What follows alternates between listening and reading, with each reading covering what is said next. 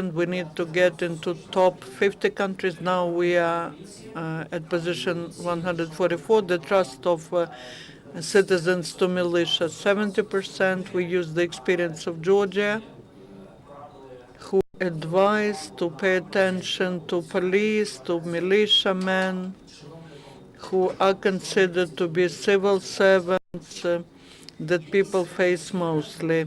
The quality of secondary education. There were many proposals as to that. There's an interesting research, PISA research, which assesses the knowledge in maths and reading, writing, and that is done by a special agency. We need to become one of top 50. I would like to mention that unfortunately Ukraine wasn't included and isn't included into such and that allows to understand the level of development of secondary education compared to other countries of Europe. And one more indicator is well-being of citizens. There are many other indicators, but the idea was to reflect the level, not the poverty, but the level of well-being. There's such an indicator, Gini, and according to that indicator, Ukraine is one of the best.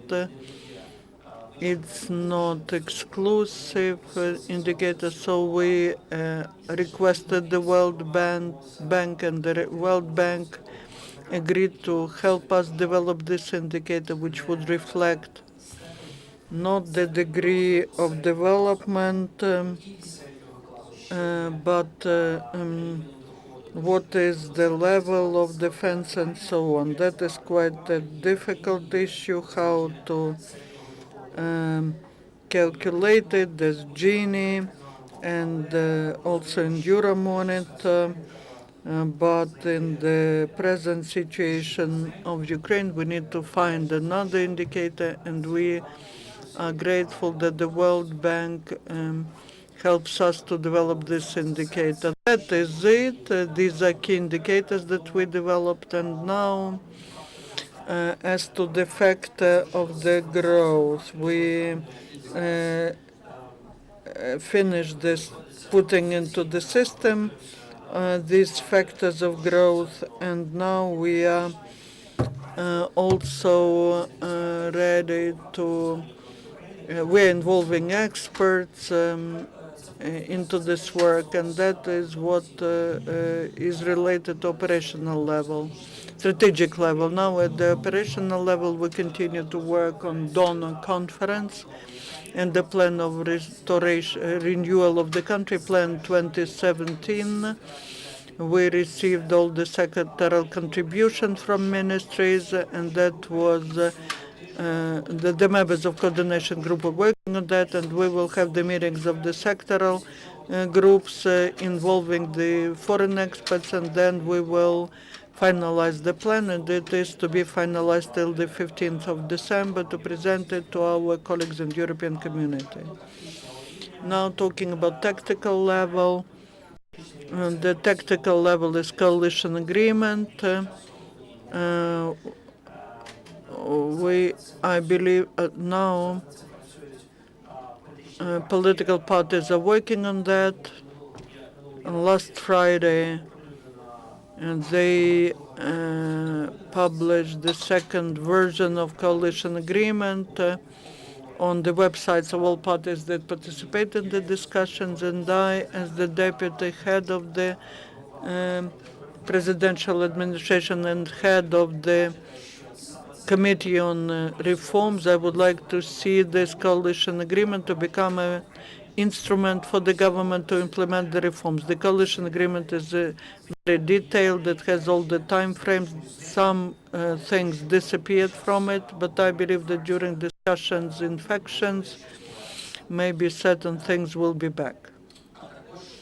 Also, the actions that were which were mentioned, which were in the first version, they may also be included. Now, the status of some projects that I report usually about. That is the issue of the regulation. Last week I had a meeting with the head of the Anti-Monopoly Committee because foreign companies and ambassadors came to us and they were asking about they were asking about the cases related to investigations of some investors. We continue to clarify the circumstances. We're trying to balance the understanding of civil servants as to behavior of companies in the Ukrainian market. I would like to say that the position is not very definite because we see all the materials of investigation, and there are situations where we need to pay attention, and the foreign companies know about cases and they do pay attention, but there are cases where they do not pay attention, and that causes difficulties. I would like to mention that we continue to follow all these events. I received this big report from European Business Association on different inspections or difficulties that foreign investors are faced with in Ukraine. We are looking at that and we are trying to understand what are the reasons why state bodies come to companies with inspections, and we are trying objectively to look at these cases. Electronic public procurements, the program code is being developed. On the 11th of November, there was a memorandum signed on transfer to the state and further steps on creating the pilot version. That was last Wednesday.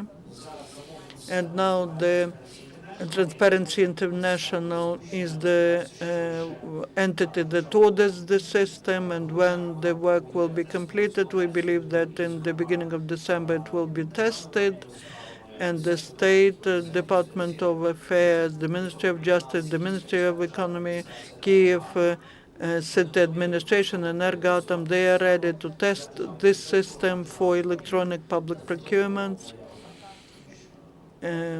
in the range which is pre-threshold, because we were to use this system everywhere. For that, the legislation is to be amended. The reform of civil service, state civil service, we discussed the draft law on the civil service. The experts of Nova Kraina and RPR were involved into that. That draft is ready to be submitted for consideration to the Parliament. I know that the National Agency on Civil Service is planning to publicly present the final version of the law in the nearest future. It is very important, because we need to pass this law on civil service till the 1st of January 2015. Why? Because otherwise the civil service will exist in accordance to the law of 2012, and we cannot afford it, because it's very important for us to change the civil servants and approaches to civil service, because implementation of reforms will be done by civil servants. And one more thing, there's an interesting project of strategic advisory group financed by Renaissance Foundation. Kaleushka and Tymyshuk drafted the law on the Cabinet of Ministers and Central Executive Bodies. That is a different approach, using the experience of European countries who became the members of European Community. It's on how the Cabinet of Ministers is to be operating. It is very also similar to the law on civil service and state secretaries. We believe that's very interesting work, because the Center of Political and Legal Reforms has been working on that for 15 years, and what they have been doing is very worthy. Talking about the reforms in presidential administration, we implement this electronic document turnover. We are testing a certain approach to interaction with the regional administrations electronically. We found an option alternative option to the system of electronic interaction with the Cabinet of Ministers, and we believe that we will renew this electronic interaction with the Cabinet of Ministers. That's all. Now the questions. I will start.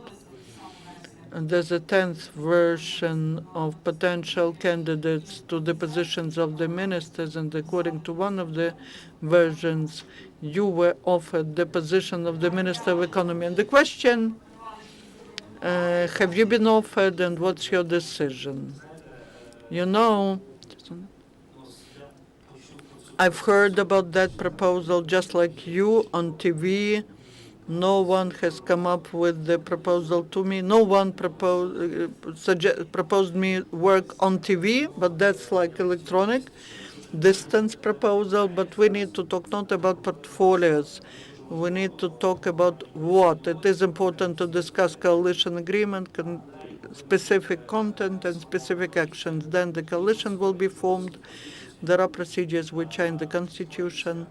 The coalition puts forward gives the candidate for the prime minister. The president submits it to the parliament for voting. Then the government is formed. The coalition forms the list of the government, gives it to the prime minister, and the prime minister submits it for voting to the parliament. That's in the constitution. So any speculations on that?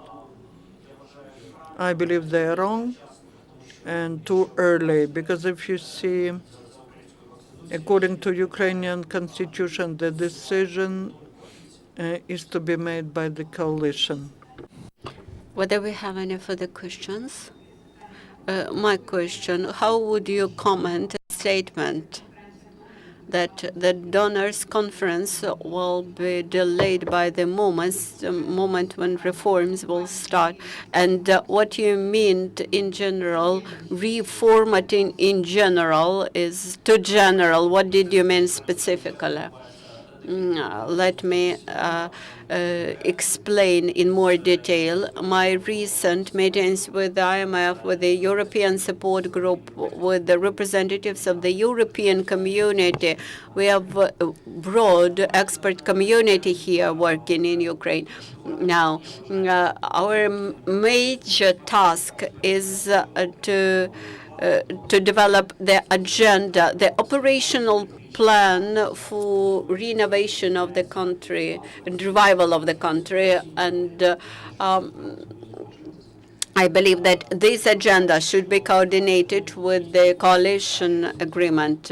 And I believe that by December 15, we should put on the table a comprehensive document developed jointly by a team chaired by Mr. Groisman, by administration of the President of Ukraine and expert community.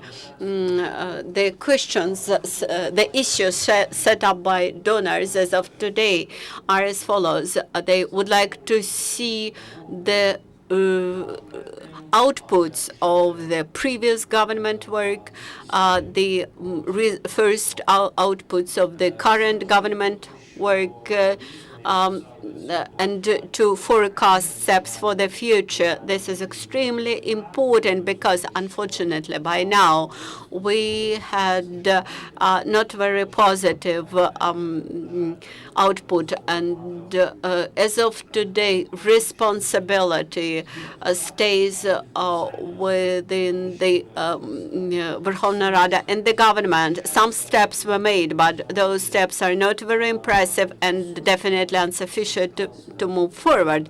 Many embassies which commented on the sections about reform, they assess them positively. As for energy sector, Naftogaz reform, coal sector reform, some of their suggestions look a bit strange for us, but nevertheless, this is a basis for further work. And I believe that the government should make use of all these opinions. Thus, donors would like to see the output, real results. out of that long list of problem issues, they would like to see some issues, at least some issues to be resolved. Back in April, the new government of Kamikaze came to power, and it would be very good to see some outcomes of the governmental work for this half a year, because some participants of that government will now enter Verkhovna Rada and make an oath. So I believe in this context it would be good and logical for the government next week to make final statement about the outcomes of their work during the last 6 months. Thank you, Dmytro. Thank you very much for your time. I know that you're in a hurry for the next meeting, and we always are happy to see you on our regular meetings. I also would like to make this presentations more intensive and more more useful, and that's why I would like to schedule them on bi-weekly basis. Because I do not think it's useful to speak about routine things. All the urgent things are already made, and now we need to start with more systemic work, which requires longer periods for reporting. Thank you very much for our working day. Our agenda for tomorrow will be by the end of the day on our